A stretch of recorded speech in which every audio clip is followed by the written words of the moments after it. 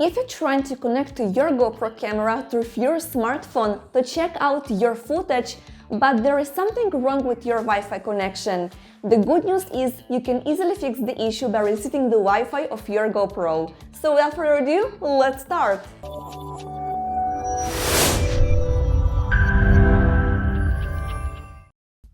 Scroll down, then swipe left and press on Connections. Now scroll up and press on Reset Connections and press on the Reset button. When the reset process is done, Quick App will not recognize the previous connection with the GoPro, so we need to pair between the two devices. Go back to the Connections menu, press Connect Device, and choose GoPro Quick App. Open Quick App on your smartphone and press the GoPro button. To reconnect to the GoPro, click on GoPro icon with the plus button. When the GoPro is recognized, press on Connect to start the pairing process. When the camera is paired to your smartphone, you can keep the default name or rename your GoPro. If you rename your GoPro, it's also change the name of the Wi-Fi.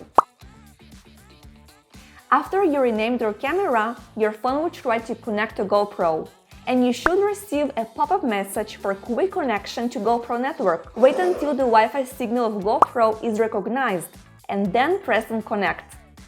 When the connection process is done, you can immediately start operating GoPro from your phone. But if you don't receive the quick connection pop-up or the Wi-Fi connection is not established, then follow the next steps. Go to the Wi-Fi connection of your smartphone and choose the network of GoPro. Now you need to fill in the password. To see your password, go back to the GoPro, press on Connections menu and press on Camera Info, and that is the password. Fill up the password, then press Connect.